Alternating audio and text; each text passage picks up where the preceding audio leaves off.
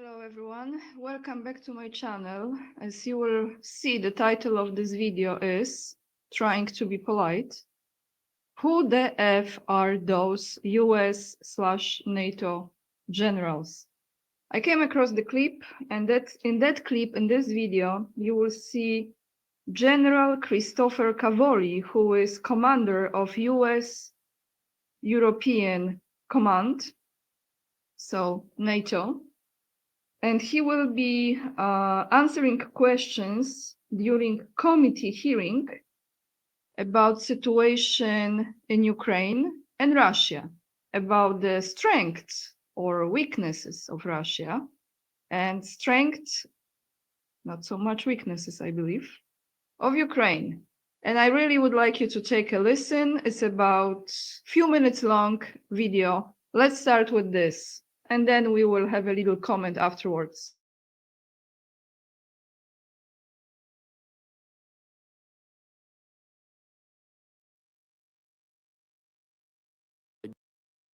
We've learned a lot. Before you continue, in February of 22, we would not have dreamed of such a loss from Russia of tanks, would we? We would not have. I did not anticipate the war to go this long, and I did not anticipate Ukraine to be able to destroy so much of Russia's warfighting capability. I hope I didn't break your train of thought, so continue. No, so as we watch the Russians, we see that their level of skill in some technical areas is very high and is evolving during the course of the war, but it's mainly isolated in specific pockets. It does not appear to be generalizable across the force, and overall the quality of their force, especially their ground force, has been decreasing throughout the conflict. On the Ukrainian side, we see sort of the opposite. We see a military that started pretty much from an almost cold start. We had been helping them before the war, but not at the scale we began to after the war, and they've evolved and developed very, very quickly. So we've learned a lot about institutional adaptation from watching both sides as well. If we or our NATO allies had to face Russia ourselves in a conflict, because of what we learned, would we be exponentially better off today because of the lessons we've learned in the last 2.5 years? Oh yes, Chairman. Thank you very much. Say a word or two in half a minute about the Russian economy. So the Russian economy has been both bolstered and distorted by this war. Specifically, the Russian government has had to turbocharge their defense sector. And in so doing, they have created a very strong inflationary pressures throughout the economy, but especially in the civil sector. They've responded to that with high interest rates to hold inflation down. The central banker, Elvira Nabiullina, has the overnight rate, the prime rate is over 21% right now.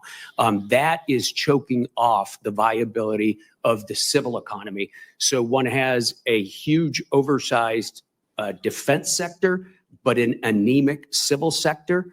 And that defense sector, as you know, Chairman, is not a productive not a productive economy for the nation. It's productive for the fighting of the war, but beyond that, it has pretty much swamped things out. It appears that it will be very difficult to unwind such an imbalance, and we'll need to consider that as we go forward. Thank you, sir. We'll continue this conversation. Senator Reid. Thank you very much, Mr. Chairman, and thank you, gentlemen. General Langley, the presence of the United States on the African continent is not significantly military. In fact, we don't have any troops there at all, but we do have, until recently, a State Department and a USAID presence. Can you indicate to us how valuable that presence has been to you?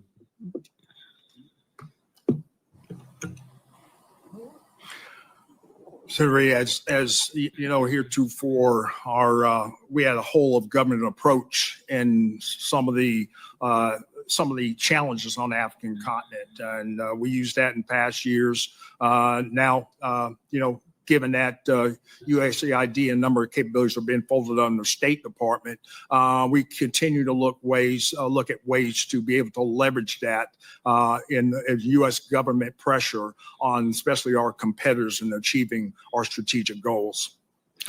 Thank you. General Cavoli, could you give the committee a brief assessment of the battlefield? We hear a lot about Ukraine's challenges, but as I understand it, they are still holding significant territory. They are taking the fight to the Russians and innovating on the battlefield daily. Sure, Senator Reed. All of the above is true. So if we take just a moment and go down the front line of troops, if you Yes, don't sir. mind.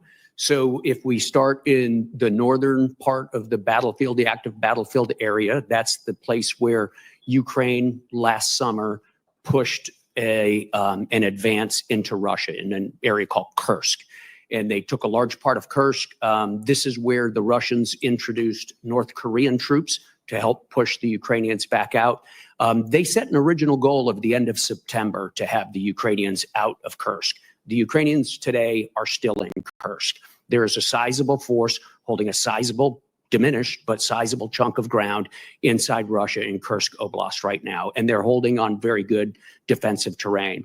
South of there in Belgorod, the Ukrainians a couple of weeks ago pushed a smaller counteroffensive back into Russia. So we still have a back and forth going up in that area. If we come down inside of Ukraine to some of the big battlefields up in Luhansk, and first of all, there's the city just west of the old Bakhmut called Chasiv Yar. The Ukrainians and the Russians have been fighting over this city and the city to the south of it, Toretsk, for about 8 months now.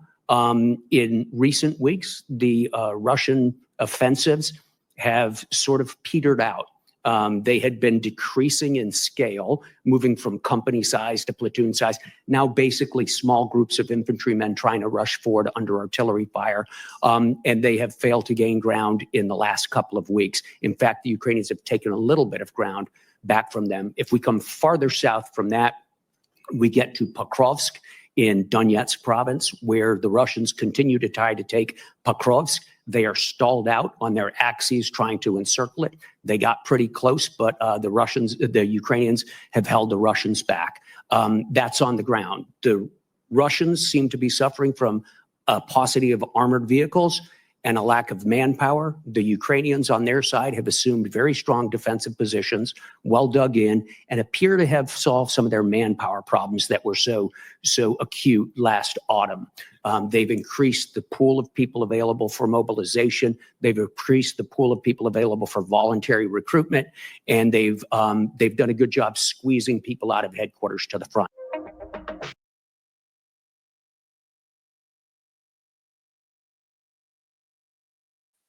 All right, everyone, before I close this video, I want to go through a few things. First and foremost, where do we start? We will go through the points, we will go through the comments, but can I just say again, for someone like me, who is not an expert at all in military topics, who is not an expert at all in the economy, I can even tell that this is lie upon lie upon lie upon lie, okay? Maybe there is a little bit of truth that is completely twisted and over-exaggerated, so, you know. Anyway, this is exactly the industrial military complex that Eisenhower was warning everyone about before he left the office of President of United States. When I look at this man, let me just go to this video. When I look at this, what's his name? Christopher Cavoli. When I look at all of his awards here, the medals, I just wonder, have all of them been acquired through lies? I just wonder, because what this man is talking about is an absolute rubbish, okay? Presenting Ukraine as if Ukraine is winning, Russia is losing, even though President Trump himself confirmed situation in Kursk, which, as you know, Russians completely surrounded those Ukrainian troops and those men who are there, some of them probably pure Nazi, and some of them those who were forced into being alongside with Nazi, just regular people from the street. those men are surrendered by the Russian forces, and if they don't capitulate, that's it. You know, no more life experience. But I want to say this. My first thoughts here is a bunch of BS, because even me, as you know, I'm not an expert, but I have been following this for the last 3 years, and I can tell this is just unreal. And I know there are still people who believe in this because they don't question anything, and all they believe is in some general who, let's follow the money here. We should follow the money here, and we should definitely follow the money here, because clearly what this man has on his jacket, on his suit, on his blazer, those 2 flags, I mean, definitely there is some profit here. It's so much in your face. I wonder if someone follows the money here. But let's go, everyone, through the comments. Just make it smaller. Let's go through the comments under this video, okay? Let's read what people think, which is quite interesting. That's a lot of BS and wishful thinking in American army. This is BS. Russia is decimating Ukraine. This is the biggest liar ever. This happened for 20 years in Afghanistan. Generals BS in front of the Senate, and the Senate continue to give them billions. This is amazing. People are completely aware. I'm so proud of people. Russia is short of manpower, but Ukraine does not face such an issue. Full of BS. This US Army man is daydreaming. At least tell the truth that you are breaking teeth in Ukraine and that NATO's total defeat is inevitable. Wonderful comments, aren't they? So you know what he mentioned? Let me just close this here. What he mentioned in this particular hearing, ground forces are decreasing. So Russia is losing forces. Ukraine, on the other hand, no. So what happened to those 1.5 or actually probably even 2 million now, God only knows, Ukrainians, all those graves that I was showing you a few videos ago, and you've seen this on other channels constantly, right? What happened to those men? Russia's economy. As I recall lately, Russia, I think, is the economy number 4 in the world, the 4th strongest economy. I might be wrong. I'm not an economist. I'm not financial expert. Maybe I just read. Maybe I just read some fake news, everyone, you know. So this is what's going on. I don't think they will be there much longer. Since we are on the topic of military, let me read you this article. This is from, I think, today, if not from yesterday. So very, very fresh. As far as US supporting Ukraine, there is this side to it as well. About Pete Hegseth, who you know is the Secretary of Defense of the United States. He will skip multinational meeting on Ukraine support. This will be in Ramstein in Germany. So this is from 2 days ago, but let's read this. Pete Hegseth will not attend a gathering of 50 countries to coordinate military support for Ukraine, multiple European officials and a US official said. The first time the coalition will gather without America's Secretary of Defense participating. Pretty big, I think. So that's quite interesting because they are not participating in this. However, they are still supplying Ukraine with military support, right? As far as weapons, which it's kind of contradiction. I don't get it here, let's be honest, but this is kind of a statement, don't you think? The group will meet April 11th, so what we have in about a week from now in Brussels, yeah, from all the places, Ursula the Witch Hood, and will be chaired by Germany, oh boy, and Britain, oh boy, 10x. Hegseth attended the last meeting in February, though he became the first US Defense Secretary in the coalition's 26 meetings not to lead it. So after 26 years, this is the first time that US is not attending it. And even though Marco Rubio, who is the Secretary of State of the United States, just recently said that US is not planning to leave NATO, this kind of looks like to me like probably is. Hexet won't join in person and isn't expected to join virtually either. So he's not gonna do Zelensky style. According to a US official who, like others, was granted anonymity to discuss the planning. In fact, the Pentagon is unlikely to send any senior representatives, which typically join the secretary on such trips. So no showing up from US, like nada, zero, null. The United States, excuse me, is still assessing how its officials will participate in the various forums that support Ukraine. Yeah, like how? Including those that help manage security assistance and training, the US officials said. So ultimately they should just drop it all. Drop it like it's hot, like it's actually not hot at all, but just drop it.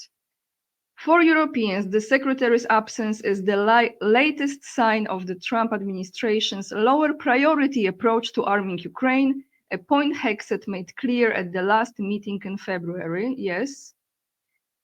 In a speech from Brussels, Hexet scolded European officials. This is what he was talking about, you remember, urging them to take more control of their own defense rather than relying on America's 75-year-old helping defend the continent. Okay, we're not gonna read this here, maybe except the part where is the money, because that's all about, isn't it? Hexet predecessor, Lloyd Austin, you remember the one who disappeared like Fata Morgana and then appeared again and lost a lot of weight, interesting, huh? Founded the Ukraine Defense Contact Group shortly after Russia's full-scale invasion in 2022. Like, this is full scale, yeah, for sure. Since then, the group has helped coordinate more than 126 billion US dollars in security aid to Ukraine, around half of which has come from America. Now, we will end this article here. You will find the link down below in the description box. And now I would like to show you a short clip from Instagram I came across, I think yesterday. This is a lady who is protesting against Tesla and against US not supporting Ukraine. Let's take a listen and let's take a look how aware, informed those people really are. So I hope the sound is good. Let me mute myself and let's go to this short video.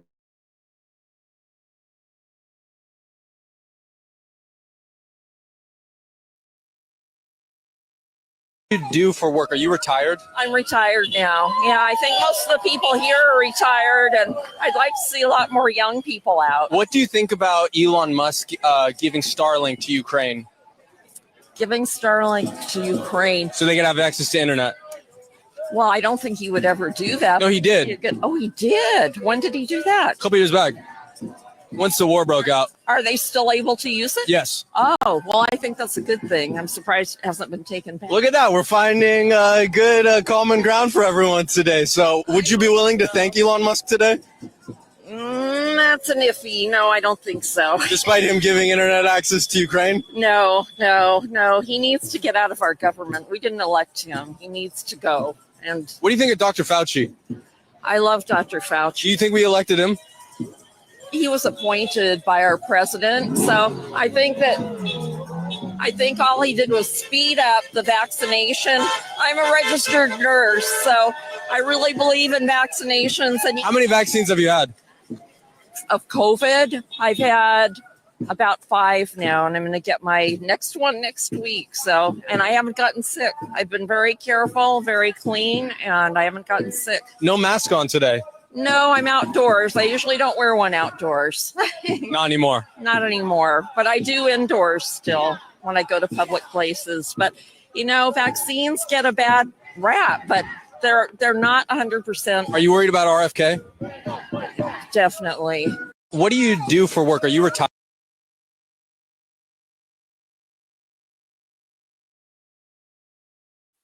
Do I have to say anything? I don't think so.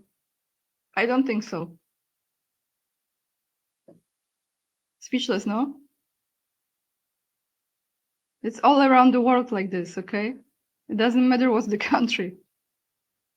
This is how easy people get manipulated and they don't even do their own research at all.